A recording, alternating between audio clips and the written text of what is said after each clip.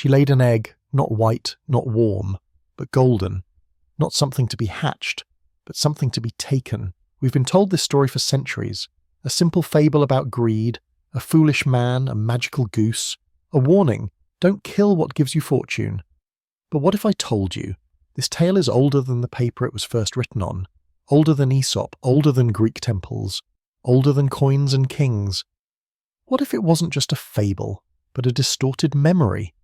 Because hidden beneath the feathers of this golden goose is something far more ancient, a lost myth, a vanished ye, a ritual we no longer understand. For 2,600 years we've laughed at the man who killed his miracle. But maybe, just maybe, he was reenacting something our ancestors once considered sacred, and once you see it, you'll never look at that golden egg the same way again. There was once a poor man and his wife. They had little, just a cottage, a dirt path and a goose. But one morning something changed. The man walked out to the coop expecting a soft white egg. What he found instead was a miracle, a gleaming golden egg resting in the hay. Heavy, cold, untouched by time. They thought it was a joke at first, or a mistake, but the next morning there was another, and the morning after that another still. They were no longer poor. They sold the eggs in secret, afraid of thieves and kings. They paid their debts, bought clothes, ate well. But as the money came, something else came with it. Greed. Each day brought only one egg, one gift, one chance, but that wasn't enough. Not for the man, not anymore. If she lays gold once a day, he whispered, then there must be a fortune waiting inside her. So one morning, with trembling hands, he took a knife into the coop. He looked at the bird, innocent, still, and he cut her open. She didn't scream, she didn't resist, she just died. And inside, no gold, no treasure, nothing but blood, feathers, and silence. The man had killed the source of his blessing, mistaking a miracle for a machine. That's the story we've all heard, taught to children as a moral lesson. Be patient, don't be greedy, don't destroy what gives you joy. It's simple, clean, digestible, but maybe too clean. Because the world doesn't work in perfect lessons, and ancient stories rarely survive this long without changing form. What if the goose wasn't just a goose? What if the egg wasn't just a reward? What if this wasn't about economics at all, but about something sacred being sacrificed? Because this tale didn't start in a schoolbook. It started in dust and bone and belief. And when we peel back the polished version, we start to see fragments of something deeper. A story that has appeared in dozens of cultures, across thousands of years. A divine animal offering life until humans demand more and kill it. We often think this story began with Aesop, the Greek slave-turned-storyteller, wandering through the markets of Athens, spinning moral tales for free men and children. And yes, Aesop is where we first see it written down, around 600 BCE. A short fable, just a few lines, tucked among tales of foxes and crows and stubborn donkeys. But even then, it was already old because Aesop didn't invent stories. He preserved them. He listened to the echoes of ancient shepherds and traders. He shaped old myths into neat little lessons that could be remembered, passed on, repeated. And the story of the golden goose? It was already part of that oral current. We see variations in India long before the Greeks wrote them down. In the Buddhist text Jataka Tales, there's a story of a man reborn as a goose who lays golden feathers for his poor family. But when his wife grows greedy and plucks all the feathers at once, he leaves them, never to return. No blood, no knife, just absence. And in Egypt, older still, geese were never just animals. They were cosmic symbols, messengers of gods, guardians of rebirth. Even the name of the earth god Geb comes with a feathered symbol. In one version of creation, it was a goose's cry that first shattered the silence of the universe, the divine honk of existence being born. In all these ancient stories, there's a pattern. The divine gives. Humans want more. The sacred is broken, and the miracle ends. It's not just a tale of greed, it's a cautionary hymn, one we kept retelling because we sensed we'd keep repeating it. And maybe that's why this story survived for over 2,600 years, because we didn't just pass it down as entertainment, we passed it down as memory, as a warning, as something once real. Think about it. A bird that lays golden eggs. What does that even mean? Gold isn't fertile, it doesn't grow, it doesn't hatch. So why imagine it coming from the body of a living creature? Unless, somewhere in our oldest beliefs, we once thought of gold not as wealth, but as a form of divine energy, and the creature that gave it to us, not just an animal, but a vessel. It doesn't stop with Aesop, or India, or Egypt, because the image of a sacred animal offering endless wealth then being destroyed by human hands appears everywhere. In Norse mythology, there's Andvari's cursed gold. In Aztec belief, Quetzalcoatl gave maize, golden corn, to humanity and was betrayed. In Celtic lore, there are salmon of wisdom, cows of endless milk, pigs that regenerate when eaten, always gifts from beyond, and always they're lost. Again and again, cultures tell the same story. An otherworldly being offers a miracle, a creature that gives endlessly, not just food or metal or feathers, but life, knowledge, power, and someone always ruins it, cuts it open, captures it, consumes it, kills it. Why? Why do we keep killing the very thing that gives us abundance? Maybe it's not about stupidity. Maybe it's about pattern recognition, buried deep in the human psyche. The archetype here isn't just greed, it's the myth of the divine source interrupted. In Jungian psychology, it's part of what he called the shadow, the part of us that destroys what we can't fully understand, the fear of something too beautiful, too infinite, too untamed. It's as if humans, across all ages, could never stand the idea of something we couldn't control, a bird that lays gold. That's not a tool, it's a mystery. And mysteries make us nervous. So instead of living with the gift, we dissect it, we cage it, we claim it, and we ruin it. The golden goose isn't just a bird, it's a metaphor for every miracle we turned into machinery. The earth, the forest, the ocean, our own bodies, our own gods. We kept digging, cutting, mining, consuming, looking for more, always more, until the miracle stopped. And then we told ourselves it was just a story, just a fable, just a goose. But look closely and you'll find this fable on temple walls carved into the clay tablets, whispered in the old chants, from the Andes to the Indus. From the Arctic to Mesopotamia, a being gives, a human takes, and something sacred dies. Maybe that's not fiction, maybe that's memory, a universal one. We say it was just a golden egg, but ancient people wouldn't have said just, because to them gold wasn't money, it was the sun. It didn't tarnish, it didn't rust, it glowed. Even in darkness, it was eternal. In ancient Egypt, gold was called the flesh of the gods. Only the pharaoh seen as divine could wear it on his skin.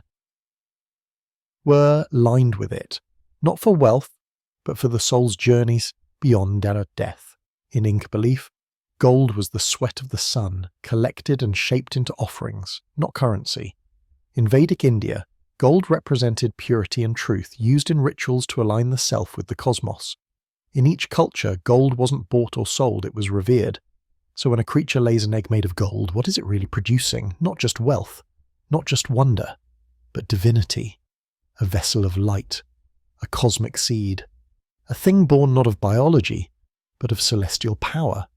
And then we crack it open, we break it, melt it, sell it, because somewhere along the way, we forgot what gold meant. We turned what was once sacred into commodity, but the ancients didn't forget. That's why their stories didn't end with vaults or riches. They ended with death, loss, silence, because gold had a cost.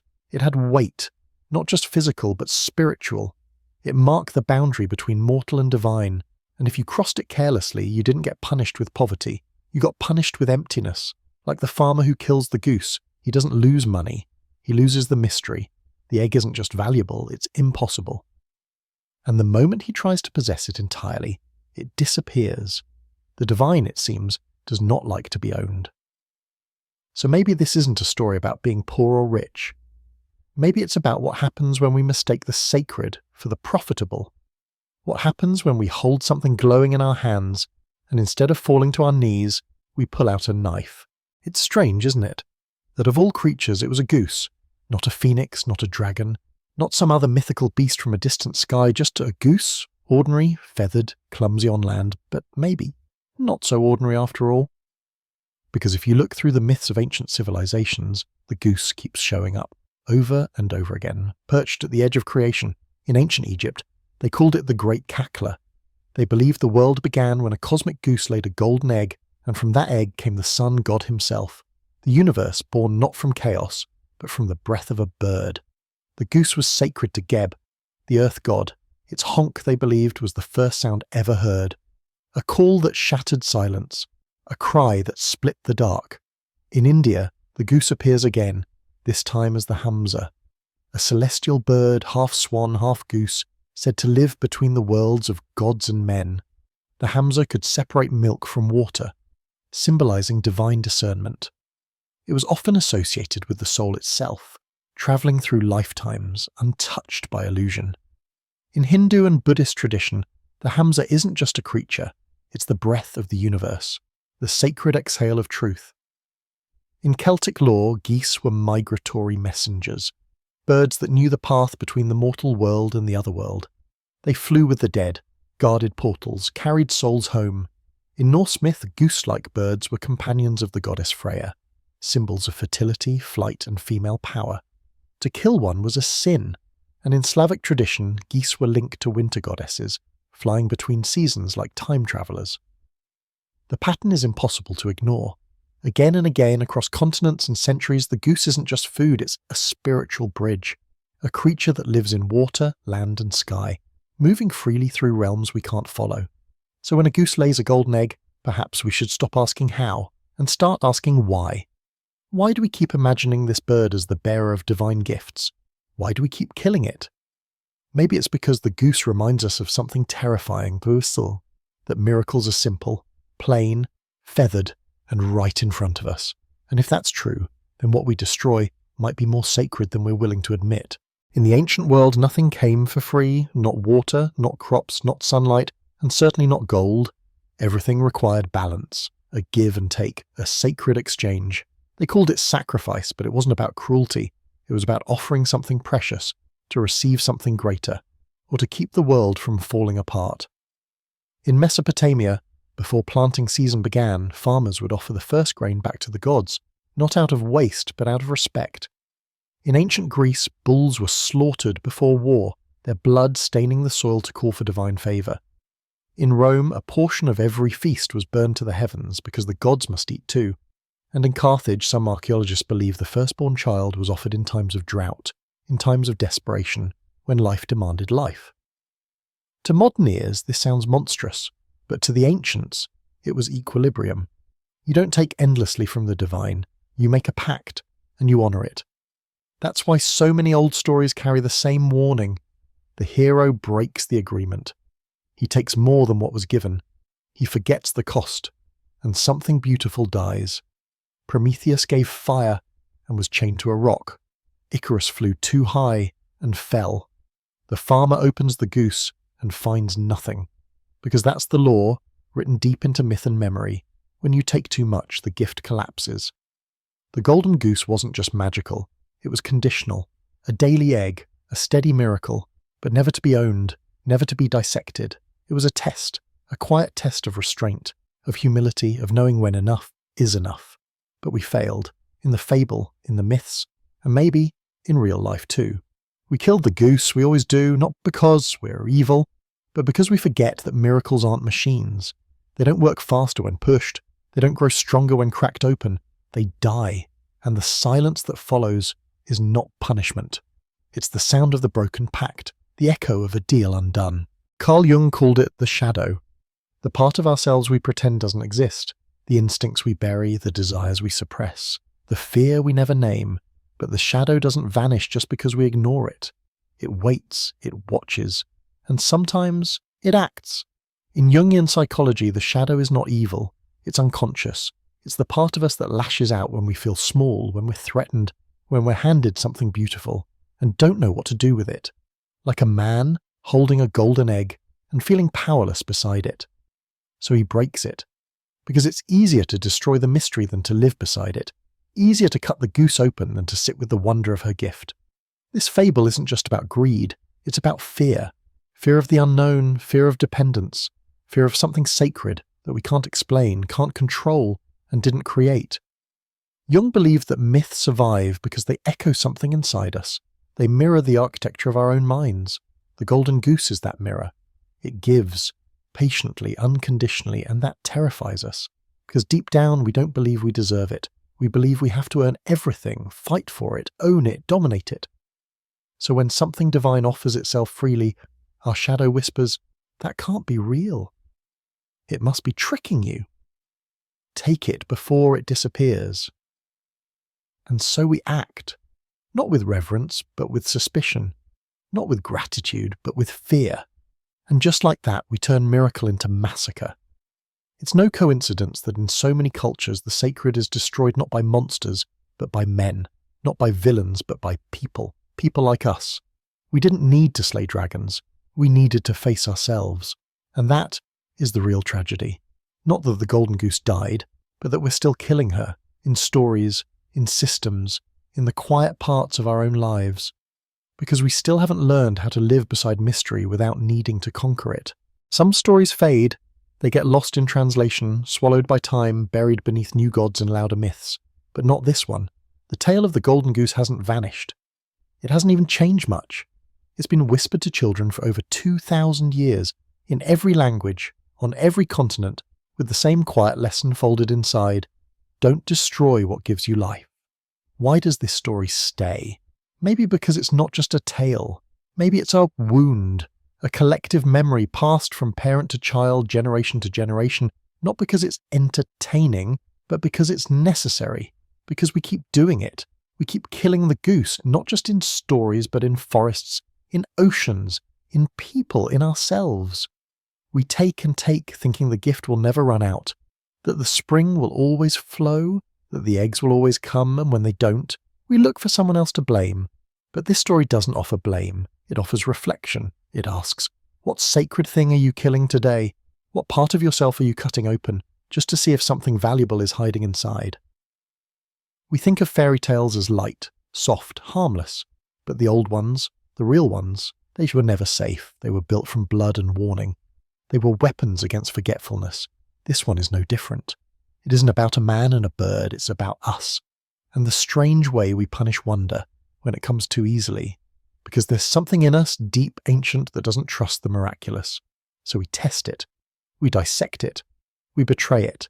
And then we mourn. That's why this story endures. Not because it teaches us something new, but because it reminds us of what we keep forgetting. That some things, some gifts are not meant to be owned, only honoured, only held, only received with quiet awe. And if we break them, we don't get them back. We get a lesson, wrapped in silence, delivered in grief, told through a goose, and an egg that no longer comes. An egg is meant to hatch. That's the whole point. It's not treasure, it's promise. Inside an egg is movement, heartbeat, breath, waiting to become. It holds something not yet alive, but destined to be. But a golden egg? It shines. It glows. It tempts. But it will never crack. It will never warm. It will never give life. It's perfect and completely sterile. That's the paradox. The egg that everyone wants is the one that will never open. We talk about the golden goose like a miracle, but in truth she gave us something impossible. Not food, not children, not renewal. Just weight, just metal, just wealth. And wealth, for all its power, can't hatch, it can't sing, it can't grow feathers or fly, it can only sit, heavy, beautiful, and utterly still. Maybe that's why the man killed the goose. Maybe he wanted something more than gold. Maybe he wanted what we all want, life, abundance, continuity. But the miracle he received was static, a gift that repeated endlessly, yes, her avdua, but never changed. An unending cycle, without transformation. And in that, there is tragedy. Because what we truly long for isn't just to possess, it's to become, to evolve, to pass something on. But the golden egg doesn't pass anything. It stops, it freezes wonder in metal. It's not a future, it's a monument. So maybe the golden goose wasn't divine after all. Maybe she was a test, a temptation, a trap, a chance to see if we'd choose warmth or shine. And when we chose shine, we lost the rest. We lost the chance to watch something emerge, to wait beside it, to marvel at how fragile it was, to share in its becoming. And what we got instead was a room full of things that never lived.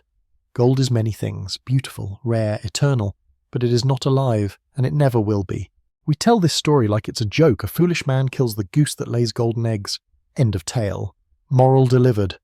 But after everything we've seen, after tracing it through temples and tombs, through chants and offerings, through broken pacts and gleaming lies, it doesn't feel like a joke anymore. It feels like grief. It feels like the kind of memory that gets retold because we can't forgive ourselves. The golden goose isn't just about greed. She's about the human pattern, the way we keep trying to turn magic into product, spirit into possession, miracle into machine, and every time we do, something goes quiet, something sacred disappears. I think we remember this story because we're still living it. We still look for golden eggs in places where life was meant to grow. We still value shine over breath, permanence over process, gold over warmth. We still take and take and take, not because we're evil, but because we're afraid. Afraid of trusting what we can't control, afraid of receiving without earning, afraid of the slow, mysterious unfolding that is real life. So we crack it open. We dissect the sacred. And when nothing is inside, we call it foolishness instead of tragedy. But here's what I believe. This story is not here to scold us. It's here to hold us, to show us that we've done this before and we can choose differently. It reminds us that the sacred often comes in humble forms. A bird, a breath, a rhythm, a cycle, not dazzling, but alive. It reminds us that restraint is a kind of reverence, that mystery isn't something to solve, but something to bow to.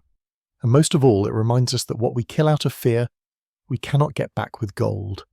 So maybe next time when something miraculous visits us, in a field, in a dream, in the quiet moments of our own hearts, we'll pause, we'll wait, we'll listen, and instead of reaching for the knife, we'll let the egg sit, not to be opened, but to be warmed, not to be claimed, but to be honoured. Because maybe the point was never the egg. Maybe it was the patience it asked of us, and maybe the goose, in all her strange feathered glory, was never just a creature. She was a teacher, and now she is gone. If this story stirred something in you, don't forget to carry it forward. And if you want to know what other truths might be hiding in the myths we grew up with, click here. The next secret is even older.